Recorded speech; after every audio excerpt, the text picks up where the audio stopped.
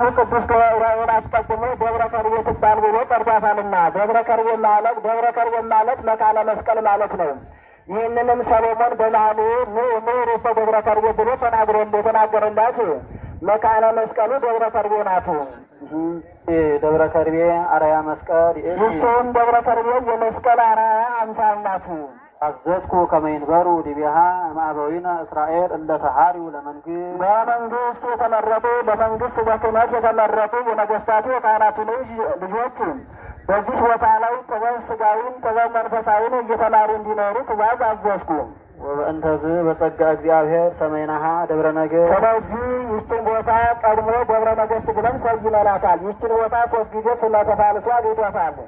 ከአፄ ካሌብ ጀምሮ እስከ አፄ ይኩኖ አምላክ ደብረ ነጎድጓድ ተብላ ተጠርታለች። ከአፄ ይኩኖ አምላክ አንስቶ እስከ አፄ ዘርዓ ያዕቆብ ድረስ ደብረ ነገሥት ተብላለች። ከአፄ ዘርዓ ያዕቆብ ጀምሮ እስከ ዛሬ ድረስ ደብረ ከርቤ ተብላለች። ደብረ ከርቤም ከርቤ የተሰበረውን ይጠግናል፣ የተለያየውን አንድ ያደርጋል። ይችን ቦታ ከእግዚአብሔር ዘንድ በተሰጣት ቃል ኪዳን በኃጢአት ከእግዚአብሔር አንድነት የተለየ የሰውን ልጅ አንድነት በተሰጣት ቃል ኪዳን ከእግዚአብሔር ጋር ከቅዱሳኑ ጋር አንድ ታደርጋለችና ስለዚህ መልአኩ ቅዱስ ገብርኤል ደብረ ከርቤ ትባል ብሎ ጠራቱ። በእነዚህ የተማጸኑ ባቲ ነገስታተ ኢትዮጵያ በዚህ ቦታ ነው የኢትዮጵያ ነገስታት እየመጡ ስለሚማጸኑባት ስለዚህ ደብረ ነገሥት ብለን ሰየምናት።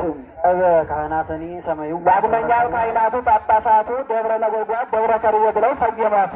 ደብረ ከርቤ ብሂል ደብረ ከርቤ ማለት የመስቀል ቦታ ማለት ነው። በከመ ይቤ ሰሎሞን አስቀድሞ ርዕሰ ደብረ ከርቤ ብሎ እንደተናገረ በከመ ሰማያ መልአክ ቀዳሚ ቀድሞ መልአኩ ቅዱስ ዑራኤል ደብረ ከርቤ ትባል ብሎ እንደጠራቱ ቅድመሰ ይብልዋ ደብረ ነጎድጓድ ቀድሞ ግን ደብረ ነጎድጓድ ትባል ነበሩ። ለዚህ ነገር ሰራይኖ ይህንንም የሥርዓት መጽሐፍ በትውልድ ጸንተን ሥርዓት አሰራን አዘዝን።